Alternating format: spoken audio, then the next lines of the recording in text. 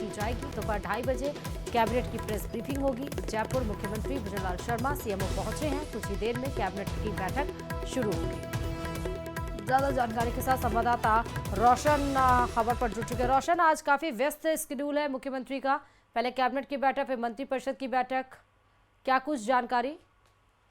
जी बिल्कुल, देखिए मुख्यमंत्री भजनलाल शर्मा की अध्यक्षता में कुछ ही मिनटों के अंदर जो कैबिनेट की बैठक है वो सीएमओ के अंदर जो शुरू होगी। तमाम जो मंत्री हैं वो पहुंच चुके हैं। सीएमओ अगर बात की जाए, मुख्यमंत्री भजनलाल शर्मा खुद वहां पर जो पहुंच चुके हैं। संसदीय कार्य मंत्री जोगाराम पटेल पहुंच चुके हैं, शिक्षा मंत्री मदन दिलावर, ऊर्जा मंत्री हीरालाल नागर, डिप्टी सीएम प्रेमचंद बैरवा। इसी के साथ साथ में कहा जा सकता है कि पीएचडी मंत्री कन्हैयालाल चौधरी है वो पहुंच चुके हैं, यूडीएच मंत्री झाबर सिंह खर्रा पहुंच चुके हैं। तो कुल मिलाकर कहा जा सकता है कि भजनलाल कैबिनेट की जो तमाम जो मंत्री हैं इस कैबिनेट बैठक के अंदर पहुंचने के लिए लगातार जो यहाँ पर पहुंच रहे हैं। अगले 5 से 7 मिनट में जो है ये कैबिनेट बैठक जो है वो शुरू हो जाएगी। इसमें कुल मिलाकर कहा जा सकता है कि इस कैबिनेट बैठक के अंदर कई जो महत्वपूर्ण जो निर्णय हैं वो लिए जा सकते हैं। अगर इस कैबिनेट बैठक के अगर मुद्दों की बात की जाए तो इसमें सबसे पहले यह है कि राइजिंग राजस्थान में जो एमओयू हुए थे उनके क्रियान्वयन को लेकर इसके अंदर चर्चा होगी। ऊर्जा के क्षेत्र में क्या कुछ कार्य हुए हैं इस संबंध में जो है इस बैठक के अंदर चर्चा रहने वाली है। साथ ही साथ जो कर्मचारियों की सेवा नियम संशोधन की जो मंजूरी है वो आज इस कैबिनेट बैठक के अंदर जो है मंजूरी मिल सकती है। साथ ही साथ इस बार जो स्वाधीनता दिवस जो है उसका राज्य स्तरीय कार्यक्रम जोधपुर में यहाँ पर जो रहने वाला है, ऐसे में इस प्रस्ताव को भी जो है कैबिनेट बैठक के अंदर रखा जा सकता है। कुल मिलाकर कहा जा सकता है कि कैबिनेट बैठक के बाद में जब सरकार की ओर से जो सरकार के मंत्री हैं प्रेस ब्रीफिंग करेंगे तो पूरी जो जानकारी देंगे। कुल मिलाकर कहा जा सकता है कि ये जो कैबिनेट बैठक है कई मायनों के अंदर जो है अहम और महत्वपूर्ण यहाँ पर रहने वाली, जिसके अंदर कई जो बड़े जो फैसले हैं वो इस बैठक के अंदर लिए जाएंगे कि राजस्थान के विकास के हित में किस तरीके के जो फैसले हैं वो इस पूरी कुल मिलाकर कहा जा सकता है इस बैठक में जो रखे गए हैं। और इस बैठक में तमाम जो मंत्री हैं अपने अपने जो विभागों का कहा जा सकता है कि वो जानकारी देंगे। कैबिनेट बैठक के बाद में मंत्रिपरिषद की जो बैठक है दोपहर 1 बजे से जो है वो भी रखी गई है। तो जो कैबिनेट बैठक के अंदर जो निर्णय होंगे उन निर्णयों को मंत्रिपरिषद की बैठक के अंदर विचार किया जाएगा। और कहा जा सकता है कि सबसे जो अहम और महत्वपूर्ण जो बात है कि आगामी विधानसभा सत्र को लेकर भी इस कैबिनेट बैठक के अंदर जो है वो चर्चा होने वाली, चर्चा रहने वाली। इसके अंदर ये तय किया जाएगा कि आखिर जो विधानसभा जो आगामी होने वाला है उसको लेकर सरकार विपक्ष के हमलों से निपटने के लिए, विपक्ष को जवाब देने के लिए किसके क्या कुछ तैयार है। विगत कुछ महीनों में जो कहा जा सकता है कि जिन मुद्दों को लेकर सरकार को घेरा गया था, ऐसा ही भर्ती हो, युवाओं को जो है नौकरी देने की बात हो या फिर स्मार्ट मीटर जो है वो लगाने की बात हो, तो कई ऐसे जो मुद्दे हैं उनके ऊपर भी इस मंत्रिपरिषद की बैठक के अंदर जो है मुख्यमंत्री तमाम मंत्रियों से जो है फीडबैक लेंगे। विधानसभा होने वाले विधानसभा सत्र को लेकर भी इसमें चर्चा होगी?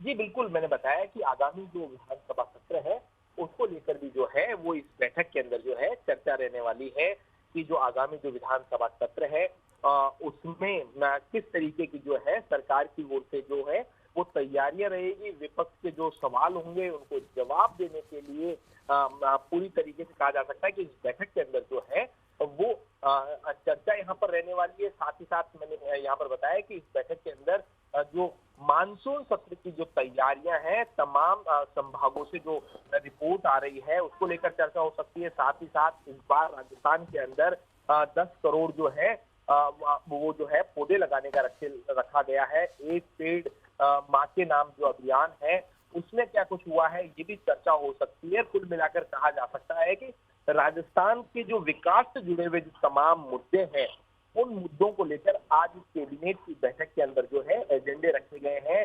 चाहे युवाओं को लेकर उन्हें जो सरकार की घोषणा है कि 5 वर्षों के अंदर जो है 5 लाख नौकरियां देंगे, उनके क्रियान्वयन की बात हो या फिर कहा जा सकता है कि जो पेपर लीक से जो जुड़ा हुआ जो प्रकरण है उस प्रकरण के ऊपर चर्चा होने वाली है। साथ ही साथ जो राइजिंग राजस्थान में जो एमओयू हुए हैं 35 लाख करोड़ रुपए के जो एमओयू हुए हैं उनसे जो क्रियान्वयन हुआ है, अब तक सरकार का जो दावा है कि 4 लाख करोड़ रुपए के जो एमओयू है हुए हैं वो हो चुके हैं। तो ऐसे में कुल मिलाकर कहा जा सकता है कि जो तमाम इस तरीके के जो एजेंडे हैं उन एजेंडों के ऊपर जो है चर्चा रहने वाली है इस कैबिनेट बैठक के अंदर। और इस कैबिनेट बैठक के बाद में दोपहर 2:30 बजे ये तय किया गया है कि सरकार की ओर से जो सरकार के मंत्री हैं, डिप्टी सीएम प्रेमचंद बैरवा है, वो मीडिया से मुखातिब होंगे। पूरे कैबिनेट बैठक और मंत्री परिषद की बैठक को लेकर प्रेस ब्रीफिंग जो है वो सचिवालय के अंदर करेंगे। ठीक है रोशन, बहुत शुक्रिया तमाम जानकारी देने के लिए खबर पे। और सावन के पहले सोमवार के मौके पर सीएम भजनलाल ने सीएम आवास स्थित राजराजेश्वरी शिव मंदिर में पूजा अर्चना की। भगवान भोलेनाथ की पूजा करके प्रदेशवासियों के सुख समृद्धि की मंगल कामना भी की है। तस्वीरें आपके सामने हैं। सावन का आज पहला सोमवार है और बैठकों का आज दौर है, लेकिन काम पर जाने से पहले मुख्यमंत्री भजनलाल ने किस तरह से पूजा अर्चना की है उसकी तस्वीरें सामने आई हैं और प्रदेशवासियों के सुख समृद्धि के लिए मंगल कामना की है।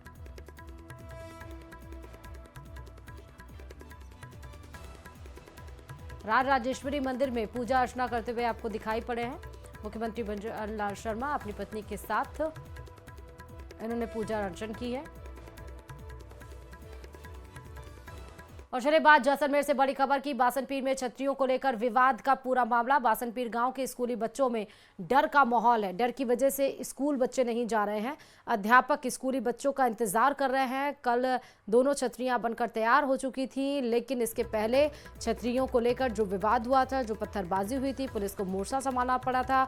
2 दिनों तक विधायक प्रतापपुरी वहां पर भजन कीर्तन करते हुए, और जब छतरियां दोनों बनकर तैयार हुई उसके बाद जयकारों से पूरा वातावरण गुंजयमान हो गया था। उन्होंने छतरियों का जायजा भी लिया था। विधायक प्रतापपुरी ने शिव के विधायक रविंद्र सिंह भाटी भी वहां पर पहुंचे थे।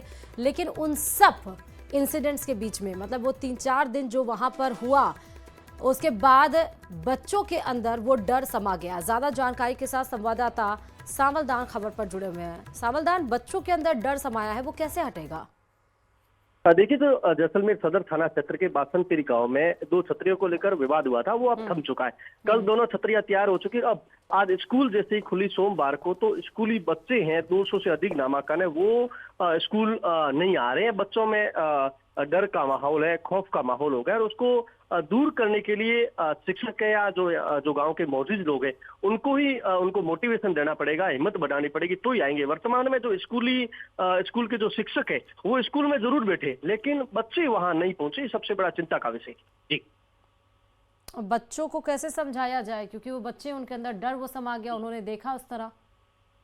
देखिए, बच्चों ने वो मंजर देखा है। गुरुवार में जो पत्थरबाजी हुई, बवाल मचा, फिर सुरक्षा व्यवस्था बढ़ी, पुलिस का जाब्ते में जो छावनी में जो बासनपीर जूनी तब्दील हुई, भीड़ भाड़ थी, उसको लेकर बच्चों में कहीं न कहीं खौफ देखने को मिला है। उस खौफ को दूर करने के लिए जो इनके परिजन है वो इसको लेकर हिम्मत बढ़ाए, और जो शिक्षक है वो उनके घरों में जाके उनसे अपील करें, तो ही बच्चे स्कूल आ पाएंगे। लेकिन वर्तमान में आज की स्थिति देखा जाए तो कोई बच्चा है वो स्कूल नहीं पहुंचा, जिसको लेकर जो शिक्षक भी कई। ठीक है सावलदान, बहुत शुक्रिया। और चलिए बात कोटा से खबर की।